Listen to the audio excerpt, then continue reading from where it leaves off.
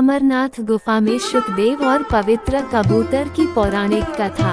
अमरनाथ की इस पवित्र गुफा में भगवान शंकर ने भगवती पार्वती को मोक्ष का मार्ग दिखाया था। इस तत्वज्ञान को अमर कथा के नाम से जाना जाता है, इसलिए इस स्थान का नाम अमरनाथ पड़ा। ये कथा भगवती पार्वती तथा भगवान शंकर के बीच हुआ संवाद है। यह उसी तरह है जिस तरह कृष्ण और अर्जुन के बीच संवाद हुआ था।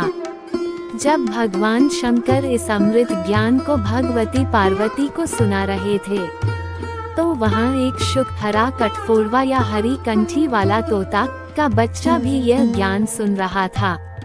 पार्वती कथा सुनने के बीच बीच में हुकारा भरती थी। पार्वती जी को कथा सुनते सुनते नींद आ गई और उनकी जगह पर वहां बैठे एक शुक ने हुकारी भरना प्रारंभ कर दिया। जब भगवान शिव को ये बात ज्ञात हुई, तब वे शुक को मारने के लिए दौड़े और उसके पीछे अपना त्रिशूल छोड़ा। शुक जान बचाने के लिए तीनों लोकों में भागता रहा। भागते भागते वह व्यास जी के आश्रम में आया और सूक्ष्म रूप बनाकर उनकी पत्नी वटिका के मुख में घुस गया। वो उनके गर्भ में रह गया। ऐसा कहा जाता है कि ये 12 वर्ष तक गर्भ के बाहर ही नहीं निकले।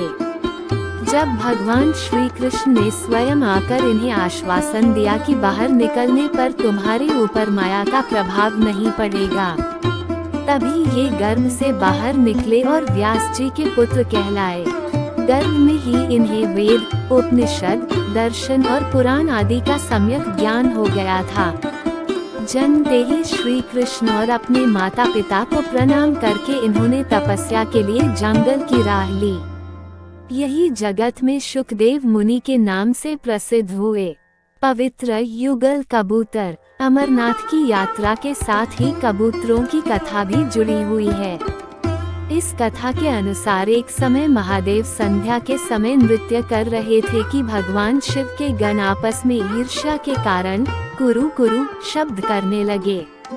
महादेव ने उनको श्राप दे दिया कि तुम दीर्घकाल तक ये शब्द कुरु कुरु करते रहो। तदुपरांत वे रुद्रोरूपी गण उसी समय कबूतर हो गए और वहीं उनका स्थायी निवास हो गया। माना जाता है कि यात्रा के दौरान पावन अमरनाथ गुफा में इन्हीं दोनों कबूतरों के भी दर्शन होते हैं।